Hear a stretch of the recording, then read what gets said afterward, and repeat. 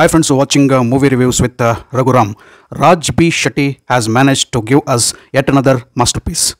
This time he has named his masterpiece as Garuda Gamana Vrishabha Vahana. It is abbreviated as GGVV. Beyond being a masterpiece, Garuda Gamana Vrishabha Vahana has become a biggest blockbuster and has gathered appreciation not only from the people of Karnataka, not only the Kannada movie lovers, but has also gained love and affection and appreciation from all through India, from all through the world. So GGVV has become a remarkable global movie. Movie critics, media, reviewers and big names of the movie industry, not only Kannada movie industry, but the movie industry from entire India are appreciating GGVV. GGVV has now become the most recommended big screen experience and has crossed the limits of just being a marvelous cinema. Raj B. Shetty has proved himself as one of the most and one of the best creative brains in the Kannada cinema and in the Indian cinema in terms of making brilliant and cult movies which will leave benchmark standards for the next generation movie makers. Raj B. Shetty is the new name, is the new icon and the new showman of the Kannada film industry. GGVV will make every Kannadiga feel proud and tell and proclaim very proudly that this is Kannada cinema for you. I heartily thank Raj B. Shetty and Rishabh Shetty for giving us this cinematic experience called Garuda Gamana Vrishabha Vahana and making us all proud. Immensely proud about Kannada cinema and Kannada cinema making and Kannada cinema making standards. Brilliant and intelligent movie. Now let us come to the plot of the movie Garuda Gamana Vrishabha Vahana. Interesting name, isn't it? GGVV is the story of two friends turned gangsters, their gang wars with rivals, their war with each other and their war with themselves.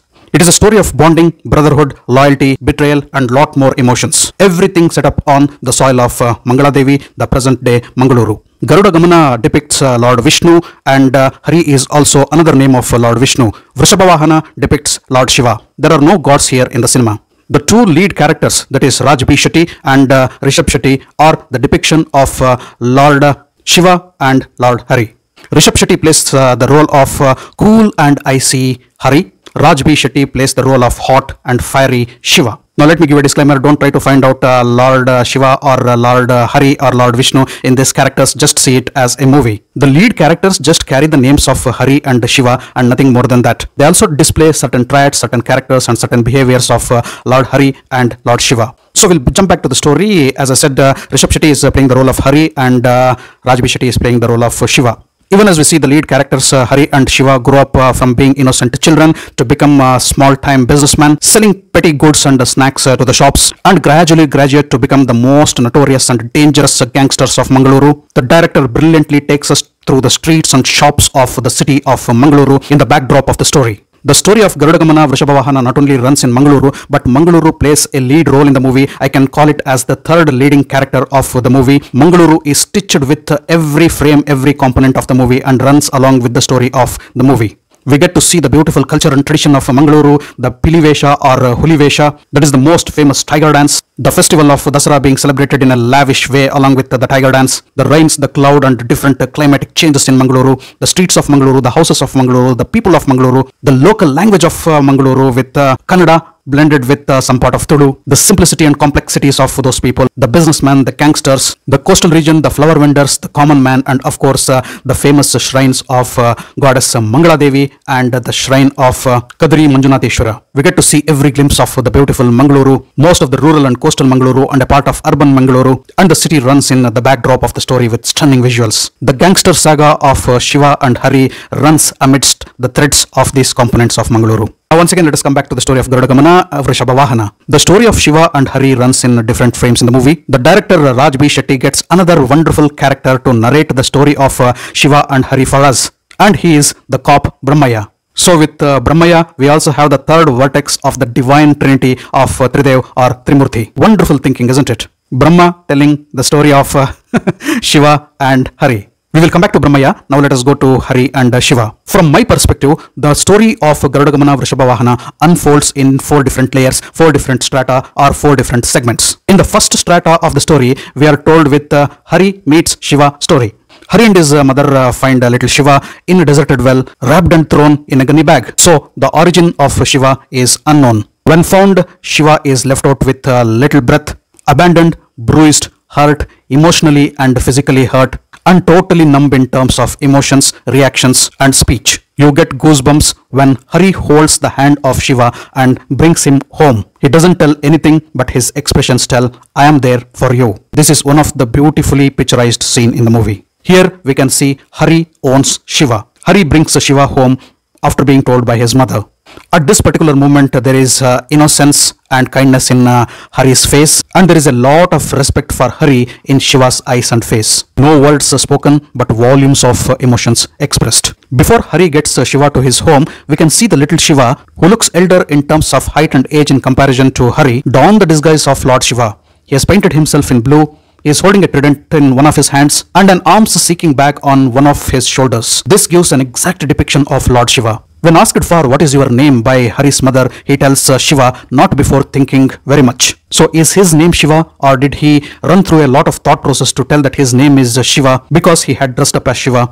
Did he know his previous identity or not? We don't know. We can see little Shiva dressed up totally in rags, almost rags. Even as the two kids grow up, little Shiva is beaten, bruised, threatened and humiliated and insulted by many people of his age and also elders. He doesn't react to anything but stays silent and totally numb. Now the story shifts on to the second strata or the second segment. In this particular segment, we can see grown-up Shiva and grown-up Hari. In the second strata, the most powerful scene comes when Shiva, the grown-up Shiva, breaks loose his concealed anger, as if he wants to take the revenge on the whole world for all the humiliation and insult which was done on him right from his childhood. We can see a ferocious and outrageous Shiva take a paperweight and smash a gangster to death just because he had pointed a gun towards his friend and soulmate Hari. After killing that particular person, Shiva holds the hand of Hari. We can see the other face of what had happened in their childhood. Hari had held the hand of Shiva and taken him home. Now it is payback time. This is when he holds Hari's hand and walks out. As he walks out, he announces himself. Shiva announces himself, though in silence, with all the aggression on his face and his intense look in his eyes. Shiva's blood-stained body and eyes speak volumes. Now it is payback time, and we can see Hari silently walk behind Shiva as Shiva guides the path, exactly like Shiva had walked behind Hari in the childhood. This is the second best scene of the movie, and it gives you goosebumps. After coming back from the prison, Hari and Shiva rise to become the most feared gangsters of Mangaluru. They invoke fear in every single mind of Mangaluru, including their rival gangs. Shiva becomes the protector of Hari, and he is around Hari like Wi-Fi all the time. And Hari manages all the business with a cool thinking head because he knows Shiva is around him, and when Shiva is around him, nobody can become an obstacle to him, nobody can dare hurt him. So Hari takes care of the entire business, and Shiva stays as a shadow, protecting and shielding him. In one of the scenes when Shiva is leading the gangs after a particular crime, you should see the expressions on the face of Hari, who is walking just behind him. The pride in his face and the spark in his eyes as he sees Shiva in total control of the situations. Hari is living a fearless life, a cool life, because he is guarded and secured by Shiva. Now after this, the story shifts to the third strata. Here we can see Hari gain support, backup and strength from one of the big shots in Mangaluru. Hari becomes overambitious and smells growth and glory. Hari develops a rift with Shiva and points at Shiva for his mistakes a couple of times. And then there occurs crack in the relationship and bonding. Loyalty is questioned and opinions differ. Their paths are bifurcated and Shiva feels deserted. Opportunists and rival gangs take scope to divide, burn and bury Shiva and Hari. And then we enter into the fourth and the final strata of the story.